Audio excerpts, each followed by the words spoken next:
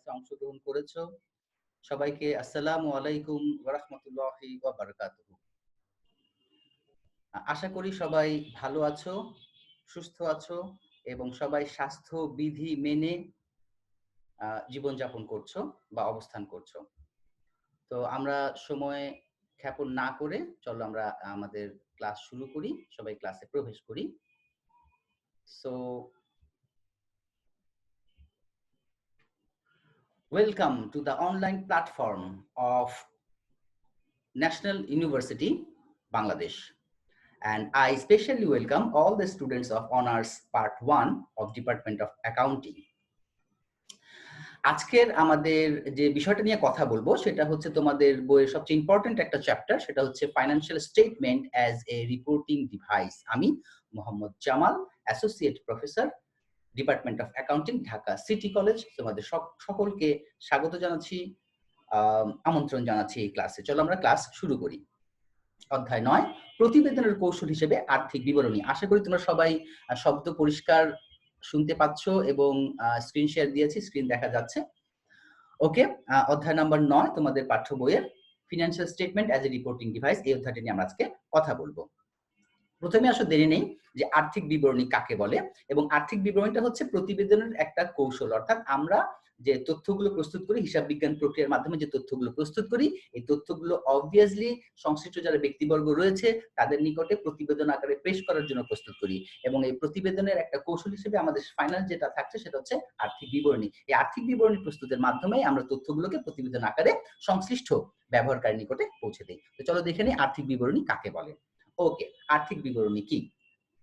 Basically আর্থিক বিবরণী হচ্ছে ওই সমস্ত বিবরণী, যে সমস্ত বিবরণীর দ্বারা একটি হিসাব প্রতিষ্ঠানের, যে সমস্ত বিবরণীগুলো দ্বারা একটি কারবারি প্রতিষ্ঠানের বা ব্যবসায়ী প্রতিষ্ঠানের একটি নির্দিষ্ট হিসাব কালের, হতে পারে 1 বছর, হতে পারে 6 মাস, হতে পারে 1 মাস, সাধারণত 1 বছর।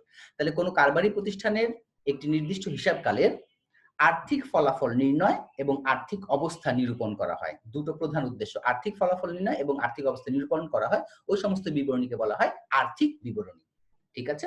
তাহলে যে সকল বিবরণীর মাধ্যমে কোনো কারবারি প্রতিষ্ঠানের একটি নির্দিষ্ট হিসাবকালের বা একটি নির্দিষ্ট সময়ের আর্থিক ফলাফল নির্ণয় এবং আর্থিক অবস্থা নিরূপণ করা হয়, ওই সমস্ত বিবরণীকে বলা হচ্ছে আর্থিক বিবরণী। আর এই আর্থিক বিবরণীটা বেসিক্যালি একটা না, আর্থিক বিবরণী হচ্ছে কয়েকটা অংশ। তাহলে আর্থিক বিবরণীর কয়েকটা অংশ রয়েছে। দেখো আর্থিক বিবরণী এখানে আমরা দেখতে পাচ্ছি অনেকগুলো অংশ রয়েছে, 5টি অংশে বিভক্ত। আর্থিক বিবরণী মোট 5টি অংশে বিভক্ত। প্রথমটি হচ্ছে আয় বিবরণী। আয় বিবরণী কাকে বলে, আর্থিক অবস্থার বিবরণী কাকে বলে, সেগুলি জানার আগে আমরা একটু পেছনে যাই। আমাদের যে হিসাবের প্রকার ছিল, হিসাব কয় প্রকার ছিল মনে আছে? হিসাব ছিল আমাদের মোট 5 প্রকার। কি কি? আয়, ব্যয় বা খরচ, দায়, সম্পদ, মালিকানা সত্ত্ব। এই 5টা হিসাবের মধ্যে দুটো হিসাব, আয়বাচক হিসাব এবং ব্যয়বাচক হিসাব, অর্থাৎ মুনাফা জাতীয় আয় এবং মুনাফা জাতীয় ব্যয়, এই দুই ধরনের হিসাব দ্বারা প্রস্তুত করা হয় আয় বিবরণী। এবং এই আয় বিবরণী প্রস্তুত করার মধ্য দিয়ে আউটপুট হিসেবে জানা যায় আর্থিক ফলাফল, অর্থাৎ কোনো কারবারি প্রতিষ্ঠানের একটা নির্দিষ্ট সময়ের আর্থিক ফলাফল কি, ফাইন্যান্সিয়াল রেজাল্ট কি, অর্থাৎ লাভ হলো না লোকসান হলো, লাভ হলে কত হলো, লোকসান হলে কত হলো, আর্থিক ফলাফল নির্ণয় করা হচ্ছে আয় বিবরণীর উদ্দেশ্য। তাহলে যে বিবরণীর মাধ্যমে কোনো কারবারি প্রতিষ্ঠানের একটি নির্দিষ্ট হিসাবকালের মুনাফা জাতীয় আয় এবং মুনাফা জাতীয় ব্যয় প্রদর্শন পূর্বক ওই প্রতিষ্ঠানের নিট লাভ বা নিট লোকসান নিরূপণ করা হয় বা আর্থিক ফলাফল নির্ণয় করা হয়, তাকে বলা হয় আয় বিবরণী। ওকে, এরপরে আসো, আমি আর্থিক অবস্থার বিবরণীতে একটু পরে যাচ্ছি। আমি পরেরটা পড়ছি মালিকানা সত্ত্বের পরিবর্তন বিবরণী। মালিকানা সত্ত্বের পরিবর্তন বিবরণী অর্থাৎ একটা ব্যবসা প্রতিষ্ঠানে আমরা জানি ইকুয়েশনের মাধ্যমে asset equal to liabilities plus owners equity, অর্থাৎ মালিকানা সত্ত্ব। এই মালিকানা সত্ত্বকে আবার আমরা যখন এক্সটেন্ডেড ইকুয়েশন দেখেছিলাম, মালিকানা সত্ত্বের মধ্যে কি কি আসে? মালিকের প্রারম্ভিক মূলধন, এরপরে আয় যোগ হয়, খরচ বাদ যায়, অথবা মানে রেভিনিউ প্লাস এক্সপেন্স মাইনাস, তারপরে ড্রয়িংস মাইনাস করে আমরা যেটা পাই সেটা হচ্ছে আমার ওনার্স ইকুইটি বা মালিকানা সত্ত্ব। এখন এই আয় যোগ আর ব্যয় বিয়োগ, আয় ব্যয় তো আমরা অলরেডি আয় বিবরণীতে দেখিয়ে ফেলেছি, তো দেখানোর ফলে এটা রেজাল্ট এসে আমাকে নিট লাভ বা নিট লোকসান। এই নিট লাভ বা নিট লোকসান আমরা কাকে দেই? মালিককে দিয়ে দিই। তাহলে মালিকের ক্যাপিটালের সাথে এই নিট লাভ বা নিট লোকসানটা প্লাস মাইনাস হয়। সে সাথে মালিক আবার কিছু উত্তোলন করে, সারা বছর কিছু উত্তোলন করে যদি এক মালিকানা কারবার হয়। আর যদি যৌথ মূলধনী কোম্পানি হয় তাহলে ডিভিডেন্ড আকারে শেয়ার মালিকদেরকে দেই। তো এই যে মালিকের শুরুতে কি পরিমাণ ছিল, ব্যবসায় কি পরিমাণ দাবি ছিল এবং সারা বছরের শেষে সব লেনদেনের ফলে কি পরিমাণ দাবি গিয়ে দাঁড়ালো, এই যে বিবরণীর মাধ্যমে এই জিনিসগুলো দেখানো হয়, উপস্থাপন করা হয়, সেটাকে বলা হয় মালিকানা সত্ত্বের বিবরণী। আর এই মালিকানা সত্ত্বের বিবরণীর মাধ্যমে আমরা মালিকের সত্ত্বাধিকারের শেষ তারিখের অবস্থাটা জানতে পারি। আর এই শেষ তারিখের অবস্থাটাকে নিয়ে আবার চলে যাই আমরা আরেকটা বিবরণীতে, যার নাম হচ্ছে আর্থিক অবস্থার বিবরণী। আর্থিক অবস্থার বিবরণী কাকে বলে?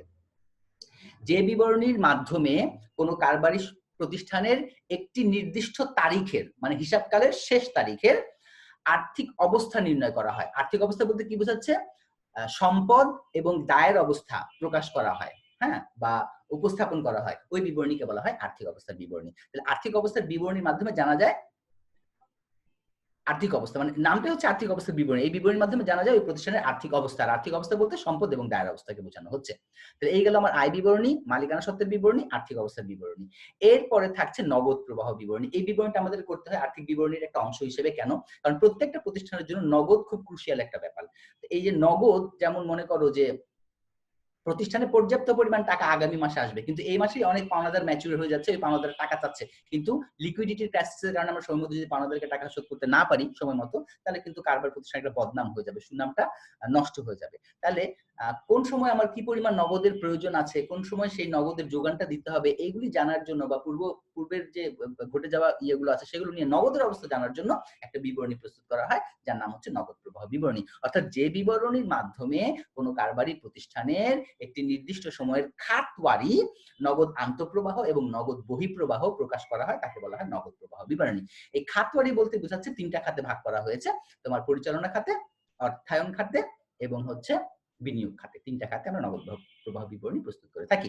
এবং ফাইনালি এই আর্থিক বিবরণীর আরেকটা ফাইনাল যে অংশ, সেটা হচ্ছে তোমার হিসাবের তাৎপর্যপূর্ণ নীতি ও ব্যাখ্যার নোট। অর্থাৎ এই যে চারটা বিবরণী প্রস্তুত করা হয়েছে, এই চারটা বিবরণী প্রস্তুত করতে গিয়ে কি কি নীতি অনুসরণ করা হয়েছে, হ্যাঁ, ইম্পর্টেন্ট কিছু নোট যেটা বিবরণীর মধ্যে দেখানো সম্ভব হয়নি, সেটাকে ব্যাখ্যা আকারে এই বিবরণীর বাইরের অংশে দেখানো হয়। এটা একটা বিবরণীর অংশ হিসেবে পরিণত হয়। এই পাঁচটা আমরা মোটামুটি ভাবে আর্থিক বিবরণী পাঁচটা অংশে বিভক্ত। তোমরা আরো ফার্দার ডিসকাশন রেফারেন্স বুক একটা আমাদের দিতে হবে বলেছে, তো রেফারেন্স বুক হিসেবে তোমরা ইংরেজি বই যদি দেখো কাইসো ওয়েগান কাইসন কিমেলের বইটা দেখতে পারো, আর বাংলা দেখলে হাফিজউদ্দিন স্যারের অ্যাঞ্জেল পাবলিকেশনের প্রিন্সিপালস অ্যাকাউন্টিং বইটা দেখতে পারো। আমরা তাহলে সামনের দিকে অগ্রসর হই। এই যে আমরা বললাম যে এইগুলো বিবরণী, এগুলোর মধ্যে থেকে আয় বিবরণী দুই রকমের হয়। আয় বিবরণী, যে আমাদের প্রথম যে বিবরণী ছিল আয় বিবরণী, আয় বিবরণী দুই রকমের। একটা হচ্ছে সিঙ্গেল স্টেপ ইনকাম স্টেটমেন্ট অর্থাৎ এক ধাপ বিশিষ্ট আয় বিবরণী, আর একটা হচ্ছে মাল্টিপল স্টেপ ইনকাম স্টেটমেন্ট বা বহু ধাপ বিশিষ্ট আয় বিবরণী। তো প্রথমে আমরা তোমাদেরকে দেখাচ্ছি সিঙ্গেল স্টেপ ইনকাম স্টেটমেন্ট বা এক ধাপ বিশিষ্ট আয় বিবরণী। আমরা জানি আয় বিবরণীতে কি কি দেখায়? মুনাফা জাতীয় আয় এবং মুনাফা জাতীয় ব্যয়, অর্থাৎ সমস্ত প্রকার আয় ব্যয়গুলোকে দেখানো হয়, আয় বা খরচগুলোকে দেখানো হয়। এখন আয় বা খরচগুলোকে যে দেখানো হয়, দেখানোর দুইটা পদ্ধতি আছে, একটা সিঙ্গেল স্টেপ, একটা মাল্টিপল স্টেপ। সিঙ্গেল স্টেপ কোনটা? সিঙ্গেল স্টেপে আয় ব্যয়ের কোনো ভাগ দেখানো হয় না, আয় এবং ব্যয়ের কোনো ভাগ দেখানো হয় না, একটাই ভাগ আয়, একটাই ভাগ খরচ বা ব্যয়। আয় থেকে ব্যয় বাদ দিয়ে সরাসরি নিট লাভ, অর্থাৎ একটা মাত্র ধাপে নিট লাভ নির্ণয় করা হয়, বিধায় ওই আয় বিবরণীকে বলা হয় এক ধাপ বিশিষ্ট আয় বিবরণী। তোমরা একটা দেখতে পাচ্ছ এখানে সিঙ্গেল স্টেপ ইনকাম স্টেটমেন্ট, এখানে একটা হেডিং রাখা হয়েছে ইনকাম, আরেকটা হেডিং রাখা হয়েছে এক্সপেন্স। এই টোটাল ইনকাম থেকে টোটাল এক্সপেন্স মাইনাস করে সরাসরি নেট ইনকাম, এটা হচ্ছে সিঙ্গেল স্টেপ ইনকাম স্টেটমেন্ট। এখন এই যে ইনকাম একটা হেডিং, এই ইনকামের মধ্যে যত ধরনের রেভিনিউ আছে সব লিখবা, যেমন নেট সেলস, সার্ভিস রেভিনিউ, এটা হচ্ছে অপারেটিং রেভিনিউ, হ্যাঁ, কিন্তু এখানে অপারেটিং নাম দেওয়া লাগবে না। এরপরে gain on sale of equipment, অর্থাৎ স্থায়ী সম্পত্তি বিক্রি করে মুনাফা হলে সেটা, অন্যান্য যত আয় আছে, interest revenue, interest income, interest on investment, তারপরে কমিশন ইনকাম, সাব রেন্ট মানে উপভাড়া ইত্যাদি যত আয় তুমি কল্পনা করতে পারো সব আয় একটা হেডিং এ চলে যাবে ইনকামে। আর যত খরচ আছে, কস্ট অফ গুডস সোল্ড থেকে শুরু করে, বিক্রিত পণ্যের ব্যয় থেকে শুরু করে, selling expense, administrative expense, accidental loss, loss on sale of asset, হ্যাঁ, ইন্টারেস্ট এক্সপেন্স, যত ধরনের খরচ আছে সমস্ত খরচগুলোকে একই হেডিং এ লিখে টোটাল রেভিনিউ থেকে টোটাল এক্সপেন্স মাইনাস করে দিবা, সরাসরি নেট ইনকাম। সবচেয়ে সহজ আর কি সিঙ্গেল স্টেপ ইনকাম স্টেটমেন্ট। কিন্তু মাল্টিপল স্টেপ ইনকাম স্টেটমেন্টে, আচ্ছা সরি, মাল্টিপল স্টেপ ইনকাম স্টেটমেন্টে এই আয় এবং খরচগুলোকে কয়েকটা ভাগে দেখাইতে হয়, কয়েকটা নামে দেখাইতে হয়। যেমন ধরো রেভিনিউকে দেখাইতে হয় অপারেটিং রেভিনিউ, ঠিক আছে? মানে direct operating revenue, indirect operating revenue, non operating revenue, তিনটা ভাগ আছে। Direct operating revenue, indirect operating revenue এবং non operating revenue. Direct operating revenue বলতে সেলস অথবা সার্ভিস রেভিনিউ। আর ইনডিরেক্ট অপারেটিং রেভিনিউ বলতে তোমার বোঝাচ্ছে ডিসকাউন্ট অ্যালাউড, তারপরে মানে অন্যান্য ডিসকাউন্ট রিসিভড, এগুলো আছে। তোমার বাট্টা প্রাপ্তি, বাংলা বলে বাট্টা প্রাপ্তি, ইংরেজি বলা হয় ডিসকাউন্ট রিসিভড, হ্যাঁ, সেটা আছে। এরপরে তোমার প্রফিট অন কনসাইনমেন্ট, অর্থাৎ তোমার চালানি কারবারের মুনাফা, হ্যাঁ, এগুলো আয়, কিন্তু এটা direct operating revenue, indirect operating revenue. আবার নন অপারেটিং রেভিনিউ রয়েছে, মানে অপারেশনের মাধ্যমে, ক্রয় বিক্রয়ের মাধ্যমে যেটা হয় না, নন অপারেটিং রেভিনিউ, যেমন বিনিয়োগ হতে সুদ পেয়েছি, উপভাড়া পেয়েছি, যেগুলো আছে, স্থায়ী সম্পত্তি বিক্রয়জনিত মুনাফা, এগুলো হচ্ছে নন অপারেটিং রেভিনিউ। তাহলে এই যে তিনটা ভাগ রয়েছে, তিনটা ভাগে ভাগে নামে নামে দেখাতে হবে। এক জায়গায় প্রথমে ডিরেক্ট অপারেটিং রেভিনিউ, এরপরে ইনডিরেক্ট অপারেটিং রেভিনিউ, এরপরে শেষে গিয়ে নন অপারেটিং রেভিনিউ। একইভাবে এক্সপেন্স গুলোকে আবার দেখাতে হয়, operating expense, non operating expense, direct operating expense, cost of goods sold, indirect operating expense, বলতে সেলিং এক্সপেন্স এবং অ্যাডমিনিস্ট্রেটিভ এক্সপেন্স, এবং সেই সাথে আবার দেখাতে নন অপারেটিং এক্সপেন্স, যেমন ধরো মানে ক্রয় বিক্রয়ের সাথে জড়িত না, কিন্তু ধরো ঋণের সুদ, মূলধনের সুদ, এগুলো যেগুলো আছে, বা অস্বাভাবিক ক্ষতি, স্থায়ী সম্পত্তি বিক্রয়জনিত লস, এগুলো হচ্ছে তোমার নন অপারেটিং এক্সপেন্স। তাহলে এই যে অপারেটিং, নন অপারেটিং, ডিরেক্ট, ইনডিরেক্ট, এই যে ভাগগুলো আছে, ভাগগুলো দেখে যখন ইনকাম স্টেটমেন্ট প্রস্তুত করা হবে ধাপে ধাপে, এবং ধাপে ধাপে মুনাফা নির্ণয় করা হবে, তাকে বলা হবে মাল্টিপল স্টেপ ইনকাম স্টেটমেন্ট। ঠিক আছে? তাহলে ইনকাম স্টেটমেন্ট দুইটা, সিঙ্গেল স্টেপ এবং মাল্টিপল স্টেপ। তো আমরা আজকে যে অঙ্কটা দেখবো, এই অঙ্কটা সিঙ্গেল স্টেপ ইনকাম স্টেটমেন্ট দেখবো, তাই সিঙ্গেল স্টেপ ইনকাম স্টেটমেন্টের একটা স্পেসিমেন আমাদের এখানে রেখেছি। আবার পরের ক্লাসে আমরা মাল্টিপল স্টেপ ইনকাম স্টেটমেন্টের একটা স্পেসিমেন দেখে নিব। এখন চলো আমরা দেখি ওনার সিকিউরিটি স্টেটমেন্ট, মালিকানা সত্ত্বের যে বিবরণী। মালিকানা সত্ত্বের বিবরণীটা এক মালিকানা কারবার একরকম হবে, যৌথ মূলধনী কোম্পানির জন্য আরেক রকম হবে। এক মালিকানা কারবারে তো মালিক একাই থাকে, মালিকের ক্যাপিটালটা ক্যাপিটাল নামে থাকে, কিন্তু যৌথ মূলধনী কোম্পানিতে শেয়ার ক্যাপিটাল নামে থাকে। এক মালিকানা কারবারে মালিক যে টাকা তুলে সেটাকে আমরা বলি ড্রয়িংস। আবার যৌথ মূলধনী কোম্পানিতে শেয়ার হোল্ডাররা টাকা তুলতে পারে না, তখন কি হয়, তখন ডিভিডেন্ড আকারে আমরা তাদেরকে দিই। তাহলে একটু পার্থক্য আছে। তাহলে আসো আমরা দেখে নিই সোল প্রোপ্রাইটরশিপের এক মালিকানা কারবারের ওনার সিকিউরিটি স্টেটমেন্টটা কিরকম হবে। এটা শুরু করতে হবে বিগিনিং ক্যাপিটাল দিয়ে, ট্রায়াল ব্যালেন্সে থাকবে। এই বিগিনিং ক্যাপিটালের সাথে আমরা যদি নেট ইনকাম স্টেটমেন্ট করলাম, ওখান থেকে হয় নেট প্রফিট হবে না নেট লস হবে। তো নেট প্রফিট হলে যোগ করে দিব, আর নেট লস হলে মাইনাস করে দেবো। তো আমরা এখানে একটা ধরে করেছি, নেট প্রফিট ধরে যোগ করেছি, তো নেট লস হলে মাইনাস করে দিতে হবে। এরপরে যদি মালিক অ্যাডিশনাল ক্যাপিটাল দেয় এবং সেটা ট্রায়াল ব্যালেন্স অ্যাডিশনাল ক্যাপিটাল নামে থাকে, নরমালি থাকে না, ক্যাপিটালের সাথে যোগ হয়ে যায় ট্রায়াল ব্যালেন্সে, তারপরে যদি থাকে তাহলে সেই অ্যাডিশনাল ক্যাপিটাল যোগ হবে, ইন্টারেস্ট অন ক্যাপিটাল থাকলে যোগ হবে। মানে মালিক যেগুলো পাচ্ছে, মূল প্রারম্ভিক মূলধন, অতিরিক্ত মূলধন, মূলধনের সুদ এবং নিট মুনাফা যোগ হবে, বাদ যাবে উত্তোলনের সুদ, আর যদি লস হয় তাহলে লস বাদ যাবে। বাদ যাওয়ার পরে যেটা থাকবে সেটা হচ্ছে তোমার এন্ডিং ক্যাপিটাল, মালিকের এন্ডিং ক্যাপিটাল হয়ে গেল ওনার সিকিউরিটি স্টেটমেন্ট। এরপরে আমরা প্রস্তুত করব স্টেটমেন্ট অফ ফাইন্যান্সিয়াল পজিশন, মানে আর্থিক অবস্থার বিবরণী। এই আর্থিক অবস্থার বিবরণী আবার দুই রকমের হয়, একটা ক্লাসিফাইড, একটা আনক্লাসিফাইড। ক্লাসিফাইড আর্থিক অবস্থার বিবরণী হচ্ছে এখানে তোমার নামে নামে লিখতে হবে, কারেন্ট অ্যাসেট, অ্যাসেটগুলোর ভাগ দেখাতে হবে। দেখো আমাদের কিন্তু ইনকাম স্টেটমেন্টে রেভিনিউর এক্সপেন্স চলে গেল, ওনার সিকিউরিটি স্টেটমেন্টে ক্যাপিটালের বিষয়গুলো চলে গেল, এখন আমাদের থাকলো কি অ্যাসেট আর লায়াবিলিটি। এই অ্যাসেট আর লায়াবিলিটি গুলো আমরা দেখাবো কোথায়, স্টেটমেন্ট অফ ফাইন্যান্সিয়াল পজিশনে, উদ্ধৃত্ত পত্রে, ব্যালেন্স শিটও বলা হয়। সেই সাথে এই ওনার সিকিউরিটি লাস্ট অবস্থাকে নিয়ে যাবো, এই লাস্টে যে টাকা থাকবে সেটাকে নিয়ে যাবো। এখন এই অ্যাসেট এবং লায়াবিলিটি গুলোকে তুমি যদি নাম না দেখাও, current asset, investment, fixed asset, এই ধাপে ধাপে নামগুলো যদি না দেখাও, তাহলে সেটা হবে আনক্লাসিফাইড ব্যালেন্স শিট বা unclassified statement of financial position. আর যদি নামে নামে দেখাও, তাহলে সেটার নাম হয়ে যাবে ক্লাসিফাইড, মানে শ্রেণী বিন্যস্ত, হ্যাঁ, স্টেটমেন্ট অফ ফাইন্যান্সিয়াল স্টেটমেন্ট। ঠিক আছে? তো এটা ছিল ইয়ে। আর এখন আসলে জয়েন্ট স্টক কোম্পানির আমাদের ওনার সিকিউরিটিটা কিরকম হবে। জয়েন্ট স্টক কোম্পানি এক মালিকানা কারবার তো ক্যাপিটাল দেখলাম, ক্যাপিটালের সাথে আমরা এডিশনাল ক্যাপিটাল যোগ করেছি, ইন্টারেস্ট অন ক্যাপিটাল যোগ করেছি, প্রফিট যোগ করেছি, ড্রয়িংস মাইনাস করেছি, ইন্টারেস্ট অন ড্রয়িংস মাইনাস করেছি এবং লস হলে মাইনাস করেছি, হয়ে গেছে আমাদের। আর যৌথ মূলধনী কোম্পানিতে একটু ভিন্ন রকম হবে, একটু দেখে নাও। যৌথ মূলধনী কোম্পানিতে রিটেইন আর্নিংস স্টেটমেন্টটা এরকম হবে, এখানে ক্যাপিটাল আসবে না, এখানে আসবে শুধু রিটেইন, যেহেতু নামটা retain earnings statement, retain earnings অর্থাৎ বিগত সালের যে অর্জিত মুনাফা থেকে ডিভিডেন্ড আকারে দিয়ে দেওয়ার পরে যে টাকা রয়েছে সেটা রিটেইন আর্নিংস নামে থাকে, রিটেইন আর্নিংস নামেই থাকে। তো ট্রায়াল ব্যালেন্সে ক্রেডিট দিকে রিটেইন আর্নিংস পাবা, ওটাকে বিগিনিং ব্যালেন্স হিসেবে বসানো। এরপরে চলতি সালের প্রফিট যোগ করতে হবে, হ্যাঁ। আর জয়েন্ট স্টক কোম্পানির জন্য ইনকাম ট্যাক্সের যে বিষয়টা আছে, এটা তোমার জয়েন্ট স্টক কোম্পানিকেই দিতে হবে। তবে এই ইনকাম ট্যাক্সের জন্য যে প্রভিশনটা রাখা হয়, প্রভিশন, এই প্রভিশনের যে বিষয়গুলো আছে সেগুলো একটু দেখতে হবে, এখানে এসে অ্যাডজাস্ট করতে হবে। যেমন মনে করো ট্রায়াল ব্যালেন্সের যে ইনকাম ট্যাক্স গুলো থাকবে, দুইটা থাকবে ইনকাম ট্যাক্সের, একটা প্রভিশন ফর ইনকাম ট্যাক্স, একটা হচ্ছে income tax trial balance. Trial ব্যালেন্সে যেগুলো থাকবে সেগুলো চলে আসবে রিটেইন আর্নিংসে। কিভাবে? প্রভিশন ফর ইনকাম ট্যাক্স যোগ হয়ে যাবে এবং ইনকাম ট্যাক্স পেইডটা মাইনাস হয়ে যাবে। এটার একটা অল্টারনেটিভ আছে, দরকার নেই, এটাই সহজ। এই গেল। আর যদি এমন হয় কোনো ট্যাক্স রিফান্ড থাকে সেটাও এখানে যোগ হয়ে যাবে। আর যৌথ মূলধনী কোম্পানি লাভের একটা অংশ শেয়ার হোল্ডারদেরকে দিয়ে দেয়। তো লাভের অংশ যদি শেয়ার হোল্ডারদেরকে দিয়ে দেয় তাহলে লাভ কমে যাবে, মাইনাস হয়ে যাবে। কি নাম হবে? ডিভিডেন্ড। ডিভিডেন্ড আবার কয়েকটা নামে পাবা। একটা পাবা ইন্টারিম ডিভিডেন্ড, যেটা ট্রায়াল ব্যালেন্সে থাকবে, মানে অন্তর্বর্তীকালীন লভ্যাংশ, অর্থাৎ হিসাব ক্লোজ করার আগে কিছু ডিভিডেন্ড দিয়েছি, ট্রায়াল ব্যালেন্সে চলে গিয়েছে, ওইটাও মাইনাস যাবে। আবার একটা হচ্ছে তোমার প্রপোজ ডিভিডেন্ড অথবা প্রপোজ ডিভিডেন্ড। আচ্ছা, ডিভিডেন্ড পেইড আর ইন্টারিম ডিভিডেন্ড দুইটাই আছে, একই ট্রায়াল ব্যালেন্সে থাকবে। আর একটা হচ্ছে অ্যাডজাস্টমেন্টে থাকবে প্রপোজ ডিভিডেন্ড, মানে আরো কিছু ডিভিডেন্ড দিতে চাচ্ছি, ওইটাও এখান থেকে মাইনাস হবে। অর্থাৎ যত ধরনের ডিভিডেন্ড আছে সব মাইনাস হবে।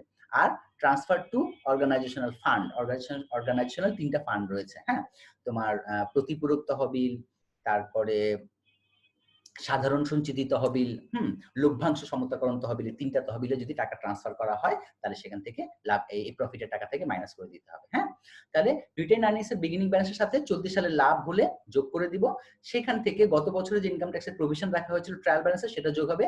কোনো ইনকাম ট্যাক্স রিফান্ড যদি পাই সেটাও প্রভিশনের সাথে যোগ হয়ে যাবে। এরপরে ইনকাম ট্যাক্স যেটা দেওয়া হয়েছে ট্রায়াল ব্যালেন্সে মাইনাস করে দিতে হবে। শেয়ার হোল্ডারদেরকে যে টাকা দিয়েছে ডিভিডেন্ড যত ধরনের আছে সব মাইনাস হয়ে যাবে। কোনো যদি ফান্ডে টাকা ট্রান্সফার করে সেটা মাইনাস হবে। হওয়ার পর থাকবে রিটেইন আর্নিংস এর এন্ডিং ব্যালেন্স। এই হচ্ছে আমাদের তোমার রিটেইন আর্নিংস স্টেটমেন্টটা, খুব সহজ। আর স্টেটমেন্ট অফ ফাইন্যান্সিয়াল পজিশন তো আমরা একটু আগেই বলেছি। এখন আমরা চলে যাই স্টেটমেন্ট অফ ফাইন্যান্সিয়াল পজিশনের একটা অংশ দেখি। এটাকে আমরা একটু বন্ধ করে দিচ্ছি।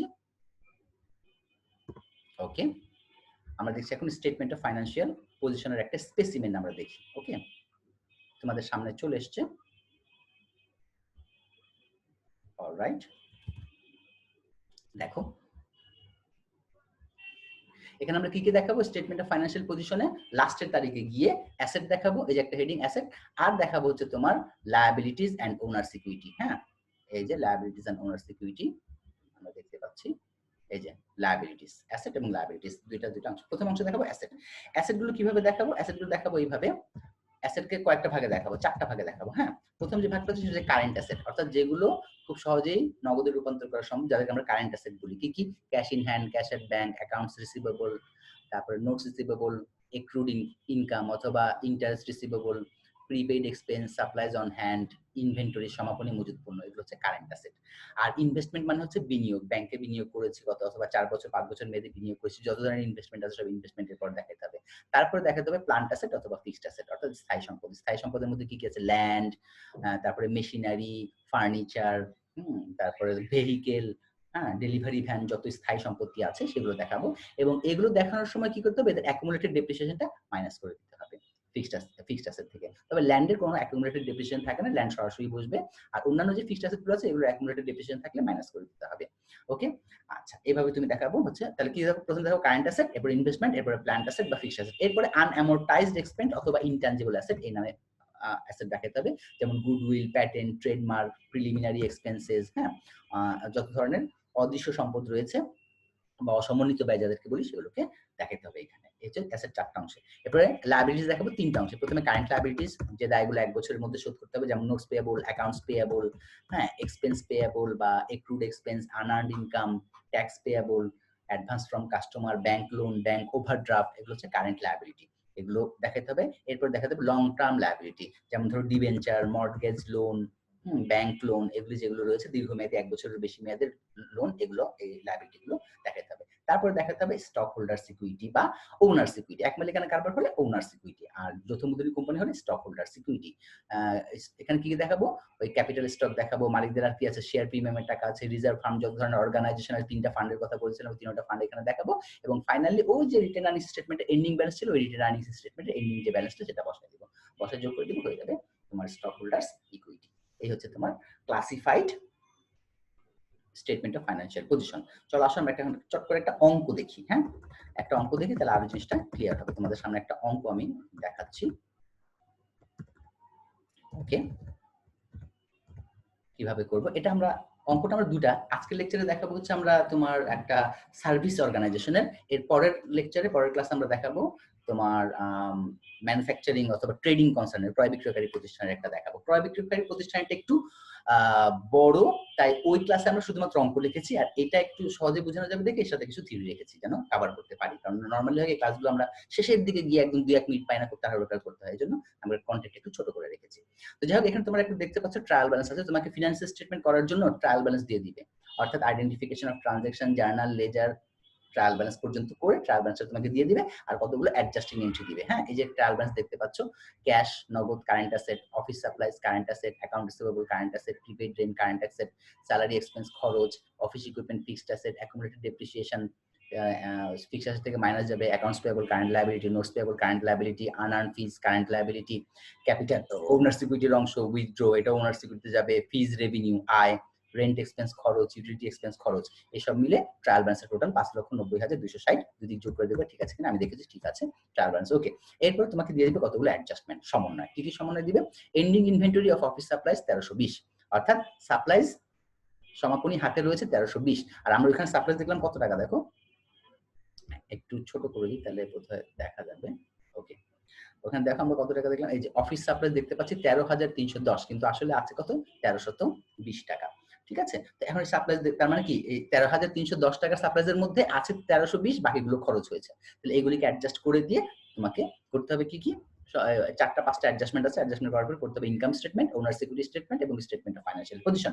এখন প্রশ্ন হচ্ছে ইনকাম স্টেটমেন্ট যে বলেছে, খেয়াল করবা এখানে কাজটা, এখানে বলছে শুধু ইনকাম স্টেটমেন্ট, বলে নাই কিন্তু মাল্টিপল স্টেপ ইনকাম স্টেটমেন্ট। তার মানে যখন তোমাকে শুধু ইনকাম স্টেটমেন্ট বলবে, তোমার স্বাধীনতা আছে, তুমি মাল্টিপল স্টেপও করতে পারো, সিঙ্গেল স্টেপও করতে পারো। তাহলে আমরা কেন, যেহেতু শুধু ইনকাম স্টেটমেন্ট বলছি, আমরা শুধু ইনকাম স্টেটমেন্ট বলা মানে হচ্ছে তোমাকে ইঙ্গিত দিচ্ছে যে তোমার সিঙ্গেল স্টেপ ইনকাম স্টেটমেন্ট করতে হবে। তাহলে আমরা সিঙ্গেল স্টেটমেন্ট, কারণ ওখানে ভাগগুলো দেখাইতে হয় না, সহজে দেখাবো। একটাই হাত থাকবে রেভিনিউ, আরেকটাই হাত থাকবে এক্সপেন্স, টোটাল রেভিনিউ থেকে টোটাল এক্সপেন্স মাইনাস। তাহলে আমরা সিঙ্গেল স্টেপ ইনকাম স্টেটমেন্ট করব। আচ্ছা, তো আসো আমরা কিভাবে করব।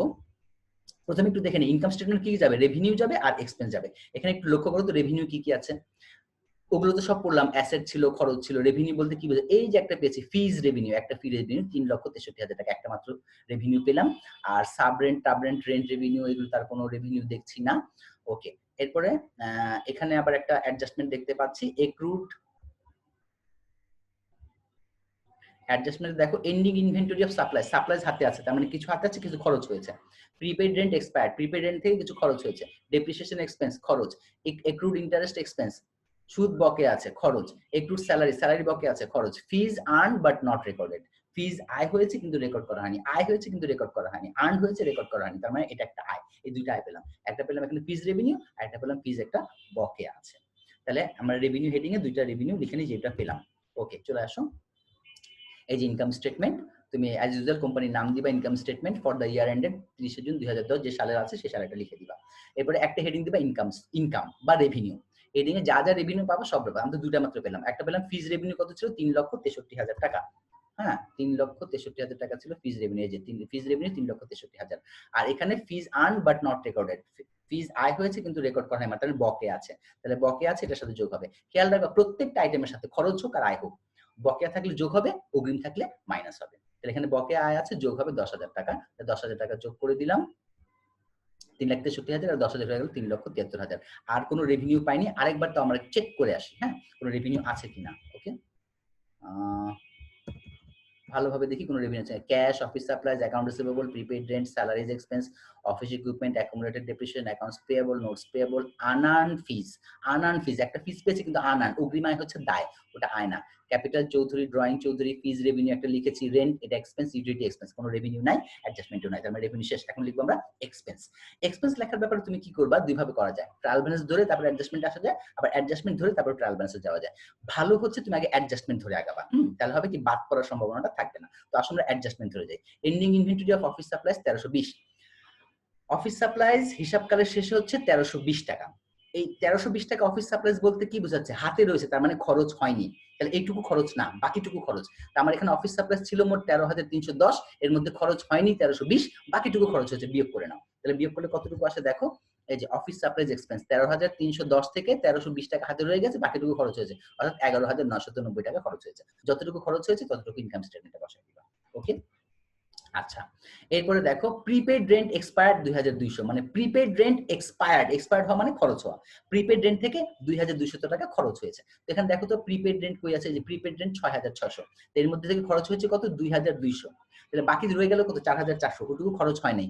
যেটুকু খরচ হয়নি প্রিপেড রেন্ট সেটুকু কারেন্ট অ্যাসেট, ওটা স্টেটমেন্ট অফ ফাইন্যান্সিয়াল পজিশনে যাবে। তো যাই হোক এই 6600 টাকা থেকে 2200 খরচ হয়েছে। এখন দেখো দেখো প্রিপেড রেন্ট থেকে তো 2200 খরচ হয়েছে, আবার দেখো রেন্ট এক্সপেন্স আছে কিনা। এই যে এখানে একটু দেখতে পাচ্ছি আমরা, এই যে রেন্ট এক্সপেন্স আছে 22000, তার মানে রেন্ট এক্সপেন্স নামে লেখা আছে 22000, আবার প্রিপেড ছিল এখান থেকে 2200 খরচ হয়েছে। তাহলে মোট খরচ হয়েছে কত 22000 প্লাস 2200 24200। দেখি রেন্ট এক্সপেন্স, এই যে রেন্ট এক্সপেন্স 22000 তো এক্সপেন্স নামে লেখা ছিল, আর প্রিপেড থেকে আরো 2200 খরচ হচ্ছে, মোট হচ্ছে 24200। ওকে, এরপরে ডেপ্রিসিয়েশন অফ অফিস ইকুইপমেন্ট 3300 তো বলাই আছে, ডেপ্রিসিয়েশন এক্সপেন্স লিখে দিলাম, ডেপ্রিসিয়েশন এক্সপেন্স অফিস ইকুইপমেন্ট 3300। আর কি খরচ আছে দেখি, আগে আমরা অ্যাডজাস্টমেন্ট ধরে আগাচ্ছি, অ্যাডজাস্টমেন্ট শেষ করে তারপরে ট্রায়াল ব্যালেন্স ধরবো। Accrued interest expense at the end of the period 2750, হিসাবকালের শেষে ইন্টারেস্ট বকেয়া আছে, সুদ বকেয়া আছে 2750। তো যে কোনো খরচ বকেয়া খরচকে আমরা কি করি, খরচের সাথে যোগ করি, কিন্তু এখানে সুদ নামে ইন্টারেস্ট এক্সপেন্স নামে কিচ্ছু পাচ্ছি না, না পাইলে কি করব, যোগ করতে পারবো না, সরাসরি বসাই দিব। তাই ইন্টারেস্ট এক্সপেন্স সরাসরি বসাই দিব 2750, এই যে ইন্টারেস্ট এক্সপেন্স 2750। আর যদি ওখানে ইন্টারেস্ট এক্সপেন্স নামে থাকতো কিছু, ওর সাথে বকেয়াটাকে যোগ করে দিতাম। ওকে, আচ্ছা, এরপরে এক্রুড স্যালারিজ বাই 20000, এই যেমন এই দেখো এক্রুড স্যালারি বকেয়া আছে 20000, এখানে দেখতে পাচ্ছি আমরা স্যালারি আছে, ওই জন্যই দেখলাম এই যে স্যালারিজ এক্সপেন্স 3 লক্ষ টাকা, এই স্যালারিজ এক্সপেন্সে থাকে এই বকেয়াটাকে যোগ করে দেব। তাই প্রথমে লিখবো স্যালারি এক্সপেন্স 3 লাখ, এর সাথে অ্যাড করব বকেয়াটুকু 20000, হয়ে গেল 3,20,000 স্যালারি এক্সপেন্স। এরপরে দেখি আর কি আছে, ফিজ আর্ন বাট নট রেকর্ডেড, এটা তো অলরেডি আমরা ওই যে আয়ের সাথে করেছি, অ্যাডজাস্টমেন্ট শেষ। এখন আমরা ধরবো ট্রায়াল ব্যালেন্স, তাহলে বাদ পড়ার সম্ভাবনা থাকবে না। এবার ধরি ট্রায়াল ব্যালেন্স। ওকে, ট্রায়াল ব্যালেন্সে দেখো কি কি খরচ পাই, ক্যাশ তো অ্যাসেট, অফিস সাপ্লাইজ এর যতটুকু খরচ হয়েছে লিখে ফেলেছি, অ্যাকাউন্ট রিসিভেবল অ্যাসেট, প্রিপেড রেন্টের যতটুকু খরচ হয়েছে লিখে ফেলেছি, স্যালারিজ লেখা হয়ে গেছে, অফিস ইকুইপমেন্ট তো ফিক্সড অ্যাসেট, অ্যাকুমুলেটেড ডেপ্রিসিয়েশন ওইখানেই যাবে, accounts payable liability, notes payable liability, unearned fees liability, চৌধুরীর capital owner's equity, withdrawals owner's equity, fees revenue, rent expense লেখা হয়েছে, বাকি আছে শুধু ইউটিলিটিজ এক্সপেন্স, একটা বাকি রয়ে গেছে, ইউটিলিটিজ এক্সপেন্স 21400। চলো বসাই দেই, এই যে ইউটিলিটিজ এক্সপেন্স 21400 বসানো হয়ে গেল। এখন কি করব, এই যে টোটাল রেভিনিউ ছিল 3,73,000, আর যত এক্সপেন্স গুলো হয়েছে এক্সপেন্স গুলো টোটাল করে এখানে লিখবো 3,83,640। এখন রেভিনিউ থেকে এক্সপেন্স মাইনাস করব, করার পর যদি পজিটিভ ফিগার আসে তাহলে হবে নেট প্রফিট, নেগেটিভ আসলে হবে নেট লস। এখানে আমরা দেখতে পাচ্ছি রেভিনিউ 3,73,000, কিন্তু এক্সপেন্স হচ্ছে 3,83,640, খরচ বেশি, তাহলে খরচ বেশি আসলে নেগেটিভ আসবে, এখানে নেগেটিভ না লিখে নেগেটিভের জায়গায় কথাটা হয়ে যাবে নেট লস। পজিটিভ হলে নেট প্রফিট, আর নেগেটিভ হলে নেগেটিভ লেখা যাবে না, মাইনাস দেওয়া যাবে না, ব্র্যাকেট দেওয়া যাবে না, এর বদলে লিখতে হবে কি নেট লস। তাহলে ইনকাম স্টেটমেন্ট হয়ে গেল আমাদের নেট লস হয়েছে। ওকে, এরপর আমরা করব কোনটা, owners equity statement. Owners equity statement কিভাবে করব, ক্যাপিটাল দিয়ে শুরু করব, ক্যাপিটালের সাথে নেট প্রফিট হলে যোগ, নেট লস হলে মাইনাস, আর ড্রয়িংস মাইনাস, যদি এক মালিকানা কারবার যৌথ মূলধনী না। তাহলে আসলে ওনার্স ইকুইটিটা আমরা করে ফেলি। রিকোয়ারমেন্ট বি, ওনার্স ইকুইটি, এই যে দেখো Chowdhury advisory service company owners equity statement for the year ended June 30, 2010। Fine, শুরু করবো ক্যাপিটাল দিয়ে। তো দেখি আমরা ক্যাপিটালটা খুঁজে নিয়ে আসি, ক্যাপিটাল কই, এই যে আমরা দেখব ক্যাপিটাল চৌধুরী ছিল 1,20,010 টাকা, লিখলাম ক্যাপিটাল 1,20,010। এরপরে চলতি সালের যে নেট প্রফিট বা লস হবে সেটা প্লাস মাইনাস করতে হবে। তাহলে এখানে নেট লস হয়েছিল আমাদের 10,000 কত 600 something, 10,640 net loss. Net loss হলে মাইনাস করতে হবে, এই যে নেট লস এখানে মাইনাস করে দিলাম। এখানে নেট লস লিখলেও কিন্তু ওইখানে আমরা যদিও নেট লসের ফিগারের আগে মাইনাস লিখিনি, কিন্তু এখানে যেহেতু আমরা স্টেটমেন্ট করছি প্লাস মাইনাস করতে হবে, তাই নেট লস হলে এখানে মাইনাস করে দিতে হবে, আইদার ব্র্যাকেট দিতে হবে আর নাহলে একটা মাইনাস চিহ্ন দিতে হবে। হ্যাঁ, নেট লস মাইনাস। তো করার পরে যেটা থাকলো 1,09,370 টাকা থাকলো। এরপরে কি করবো, ড্রয়িংস মাইনাস করবো, দেখি ড্রয়িংস আছে কিনা। এই যে উইথড্রয়াল চৌধুরী 57,000 টাকা ড্রয়িংস আছে, ড্রয়িংস মাইনাস, উইথড্রয়ালস বা ড্রয়িংস 57,000 মাইনাস, এই তোমার থাকলো এন্ডিং ক্যাপিটাল 52,370। এখানে একটু লিখে দিবা এন্ডিং ক্যাপিটাল, ঠিক আছে, অর্থাৎ ক্যাপিটালের এন্ডিং ব্যালেন্স হচ্ছে 52,370। এটা চলে যাবে কোথায়, স্টেটমেন্ট অফ ফাইন্যান্সিয়াল পজিশনে লায়াবিলিটি সাইডে, মানে লায়াবিলিটি আমরা কি লিখি, লায়াবিলিটিজ এন্ড ওনার্স ইকুইটি। তো current liability long term liability লেখার পরে যে ওনার্স ইকুইটি লিখবো, ওই ওনার্স ইকুইটি হেডিং এ এই 52,370 টাকা চলে যাবে। ওকে, তাহলে এখন চলো আমরা দেখবো স্টেটমেন্ট অফ ফাইন্যান্সিয়াল পজিশন।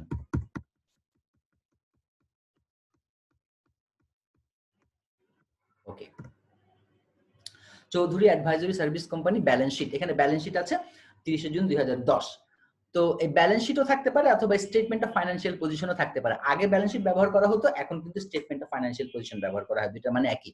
তো এখানে আমরা কি দেখাবো, statement of financial position.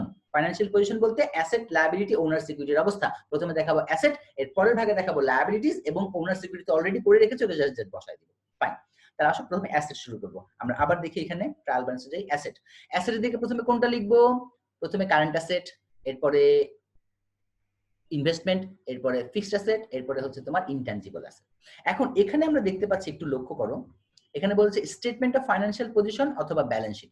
Classified কথাটা বলেনি, আমরা জানি যে স্টেটমেন্ট অফ ফাইন্যান্সিয়াল পজিশন দুইটা হয়, একটা আনক্লাসিফাইড অশ্রেণীবিন্যস্ত, মানে কোনো হেডিং থাকে না, খালি অ্যাসেট আর হচ্ছে সব লায়াবিলিটি, আর হচ্ছে ক্লাসিফাইড মানে শ্রেণীবিন্যস্ত, ওইখানে আবার নাম দিতে current asset, fixed asset, investment, unamortised expense, এই হেডিং গুলো দিতে হয়। তাহলে এখানে আমরা কোনটা করব? এখানে তোমার যেটা খুশি করতে পারো, যেহেতু বলে নাই যে ক্লাসিফাইডটা করতে হবে, যেটা খুশি করতে পারো। আনক্লাসিফাইডটা সহজ, তবে আমরা ইনকাম স্টেটমেন্ট সিঙ্গেল স্টেপটা করেছিলাম, এখানে আমরা একটু ক্লাসিফাইডটা তোমাদেরকে দেখায় দিচ্ছি। ওকে, প্রথম যেটা অ্যাসেটের হেডিং দেখাবো কারেন্ট অ্যাসেট। তো খোঁজ করি আমরা কারেন্ট অ্যাসেট কি কি আছে, আগে কারেন্ট অ্যাসেট গুলো লেখা শেষ করি। ওকে, চলো আগে আমরা অ্যাডজাস্টমেন্ট শেষ করি। অ্যাডজাস্টমেন্টে কি আছে দেখো, ending inventory of office supplies 1320, office supplies হাতে আছে 1320 টাকা। তো যেটা হাতে আছে সেটা হচ্ছে আনইউজড অফিস সাপ্লাইজ মানে অ্যাসেট, তাহলে এটা কারেন্ট অ্যাসেটে চলে যাবে। অফিস সাপ্লাইজ 1320, এই যে লিখলাম অফিস সাপ্লাইজ 1320। এরপরে দেখো, এরপরে হচ্ছে prepaid rent expired 2200। Prepaid rent তো নরমালি কারেন্ট অ্যাসেট, এখান থেকে 2200 খরচ হয়েছিল। তো আমাদের প্রিপেড রেন্ট কত ছিল মনে আছে? 6600 ছিল, দেখি তো, এই যে দেখো প্রিপেড রেন্ট 6600, এখান থেকে 2200 যদি খরচ হয়ে যায়, এক্সপায়ার্ড হয়ে যায়, তাহলে আমার হাতে রয়ে গিয়েছে কত? হাতে রয়ে গিয়েছে 6600 মাইনাস 2200, 4400 রয়ে গিয়েছে। তো যেটা প্রিপেড এক্সপেন্সের ব্যালেন্স রয়ে গিয়েছে সেটা হচ্ছে কারেন্ট অ্যাসেট, তাহলে 4400। তো এই যে এইভাবে দেখা, প্রিপেড রেন্ট 6600 থেকে 2200 খরচ হয়ে গিয়েছে, রয়ে গিয়েছে 4400। ওকে, গেল। এরপরে আসো ডেপ্রিসিয়েশন অফ অফিস ইকুইপমেন্ট। এই ডেপ্রিসিয়েশনটা কিভাবে দেখাবে? একবার তো গিয়েছে খরচ, আরেকবার কিভাবে যাবে? আরেকবার এই যে অ্যাকুমুলেটেড ডেপ্রিসিয়েশন 7700 দেখতে পাচ্ছ, এর সাথে চলতি সালের ডেপ্রিসিয়েশনটা যোগ করতে হবে ব্র্যাকেটে করে, তারপরে ফিক্সড অ্যাসেট থেকে মাইনাস করতে হবে। ওকে, তাহলে ডেপ্রিসিয়েশনটা কিভাবে দেখাতে হয়? একবার তো খরচ হিসেবে দেখাইতে হয়, আর আরেকবার ট্রায়াল ব্যালেন্সের যে অ্যাকুমুলেটেড ডেপ্রিসিয়েশন থাকে তার সাথে এই ডেপ্রিসিয়েশনটা যোগ হয়ে যায়, তারপরে ফিক্সড অ্যাসেট থেকে মাইনাস হয়। শব্দ আসছে, কেউ একজন শব্দ করতেছো করে নাও।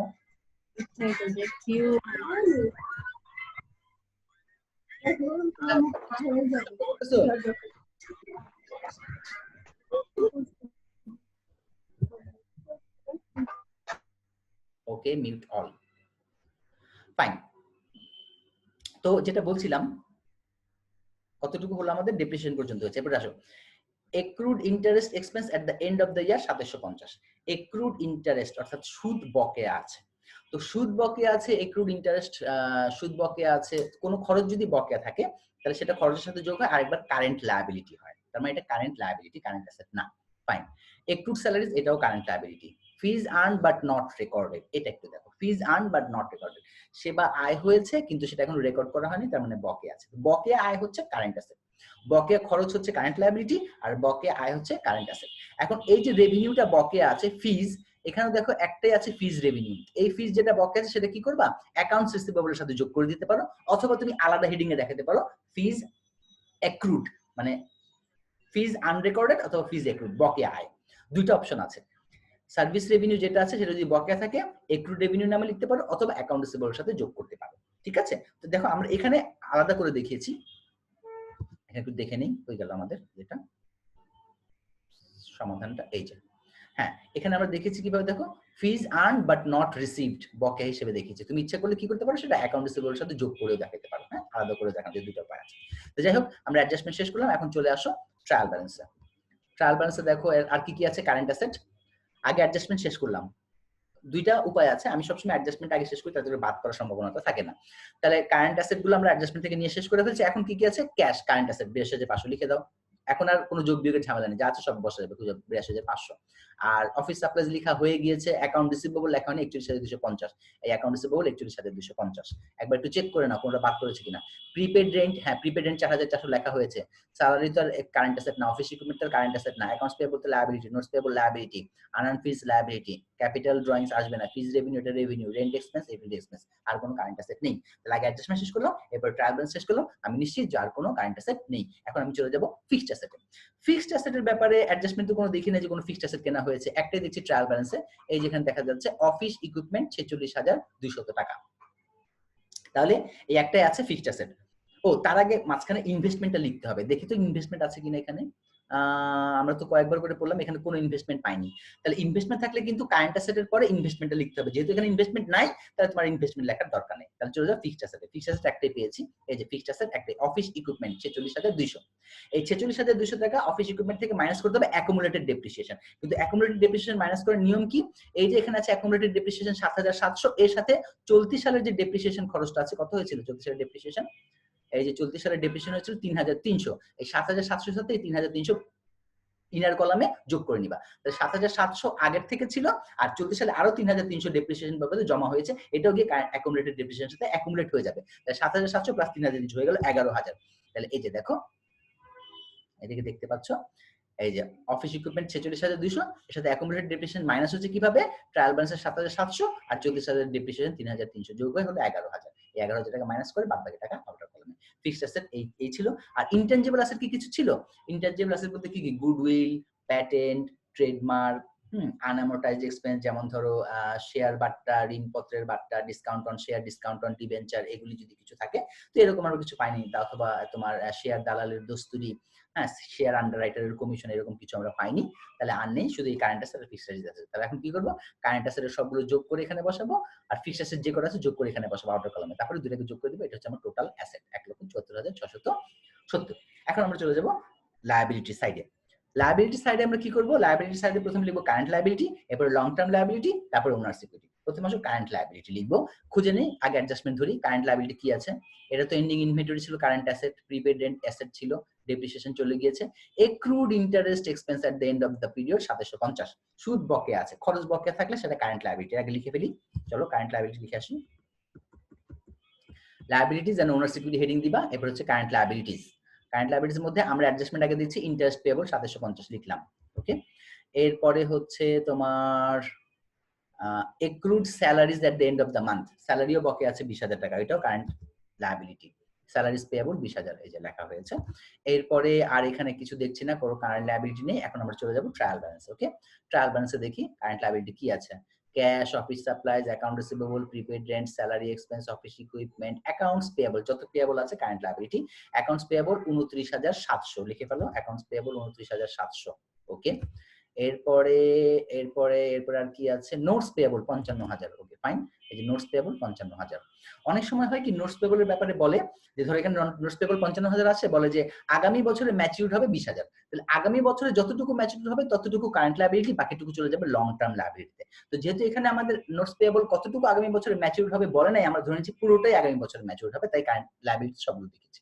তবে যদি এরকম ভাগ করে দেয় যে আগামী বছরে 20,000 টাকা হচ্ছে ম্যাচিউর, তাহলে 20,000 আসবে কারেন্ট লায়াবিলিটিতে, আর বাকিগুলো চলে যাবে লং টার্ম লায়াবিলিটিতে, সেটা মনে রাখবে, ওকে।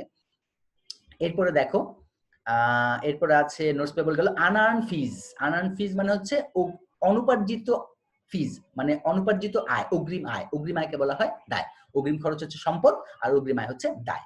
14,850। তাহলে লিখে ফেলি কারেন্ট লায়াবিলিটি, কারেন্ট আনআর্ন ফিজ 14,850, সবগুলো লেখা হয়ে গেছে।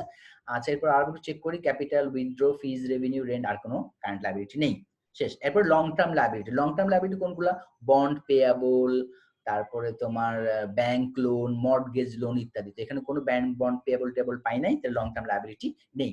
চলে যাবো আমরা সরাসরি ওনার সিকিউরিটি। আর ওনার সিকিউরিটি করা লাগবে না, কারণ আমরা ওনার সিকিউরিটি স্টেটমেন্ট করেছিলাম, কত পেয়েছিলাম? 52,000। দেখি তো কত পেয়েছিলাম, পেয়েছিলাম 52,370। এই 52,370 টাকা এখানে ওনার সিকিউরিটি লিখে বসাই দিবা। 52,370 ওনার সিকিউরিটি। এরপরে সবগুলো কারেন্ট লায়াবিলিটি যদি লং টার্ম থাকলো সেটা এখানে আমরা লিখেছি কি, লং টার্ম লায়াবিলিটি লিখে নীল লিখেছি। এটা লেখাটা জরুরি না, লং টার্ম লায়াবিলিটি না থাকলে লেখারই দরকার নেই, অথবা লিখে জায়গাটা লিখে দিতে পারো। একইভাবে অ্যাসেটের দিকেও দেখো, আমরা কিন্তু ইনভেস্টমেন্ট ছিল না লিখি নাই, ইচ্ছা করলে তুমি ইনভেস্টমেন্ট লিখে জায়গাটা নীল লিখে দিতে পারতাম, বা ফাঁকা রেখে দিতে পারতাম। আনঅ্যামোর্টাইজড এক্সপেন্স অথবা ইনট্যানজিবল অ্যাসেট লিখে হেডিংটা লিখে ফাঁকা রেখে দিতে পারতাম। তবে এটা এখানে করি নাই। তবে যদি বলে দেয় যে ক্লাসিফাইড ব্যালেন্স শিট করতে হবে, সেক্ষেত্রে তুমি হেডিং গুলো অবশ্যই রাখবা, টাকা না থাকলে ওই জায়গাটা ফাঁকা রেখে দিবা, ঠিক আছে। এখানে যেমন কিছু বলা নাই, তো এখানে লেখাটা জরুরি হয় নাই, ওকে। হয়ে গেল আমাদের, সবগুলো যোগ করে দাও। তাহলে অ্যাসেটের দিকে 1,74,670, লায়াবিলিটির দিকে 1,74,670 হয়ে গেল। এটা আমাদের দিয়ে। এখন প্রশ্ন উত্তর করব। তোমরা এই যাবত যে আলোচনাগুলো করা হয়েছে সেখান থেকে যদি কারো কোনো কোয়েরি থাকে বা কোশ্চেন থাকে, যে কোনো এই যে আর্থিক বিবরণী, আয় বিবরণী, মালিকানা সত্ত্বের বিবরণী, হ্যাঁ, আর্থিক বিবরণী কাকে বলে, বা এই যে যে ব্যালেন্স শিট গুলো, ইনকাম স্টেটমেন্ট আলোচনা করলাম, এই সমস্ত বিষয় যার কোনো কোয়েরি থাকলে আমি সবাইকে আনমিউট করছি, তোমরা কথা বলো। ওকে, অল পার্টিসিপেন্টস আর আনমিউট অল। হ্যাঁ বলো, কে একজন বলো কিছু। স্যার ক্লাসিফিকেশন, এই যে স্যার আমি বলবো। হ্যাঁ, কে বলছেন? আপনি নাম বলে প্রশ্ন করেন প্লিজ।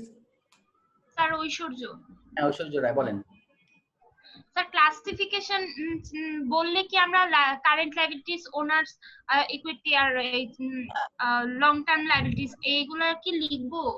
আমাদের একজন সহপাঠী বন্ধু এই বলেছেন যে ক্লাসিফিকেশন বললে কি আমরা লিখবো, উত্তর হচ্ছে যে না, ক্লাসিফিকেশন বলবে না, আপনাকে আপনাকে বলবে ক্লাসিফাইড ব্যালেন্স শিট অথবা classified statement of financial position. Classified শ্রেণী বিন্যস্ত, ক্লাসিফিকেশন না। হ্যাঁ, ক্লাসিফাইড যখন বলবে তখন আপনি সবগুলো হেডিং রাখবেন, যে আইটেমটা থাকবে না সেই আইটেমটার জায়গা ফাঁকা রেখে দিবেন। আশা করি প্রশ্ন উত্তরটা পেয়েছেন। আর কোনো প্রশ্ন? Thank you sir. You are welcome sir. Anybody else? বাকি ওই যে আজকে যা যা আলোচনা করা আছে সেখান থেকে প্রশ্ন করতে পারো, অথবা এই চ্যাপ্টার রিলেটেড যে কোনো প্রশ্ন। সবাই কি সবকিছু বুঝতে পেরেছো? এরকম তো হওয়ার কথা না যে সবাই সবকিছু কিছু তো কোশ্চেন থাকার কথা। তো ঠিক আছে, আমার মনে হয় কারো কোনো কোশ্চেন। স্যার অঙ্ক করলে সমস্যাগুলো আছে। আমি তোমাদেরকে একটু ধরিয়ে দিলাম যে এইভাবে করতে হয়, এইভাবে সিস্টেমে আগে অ্যাডজাস্টমেন্ট গুলো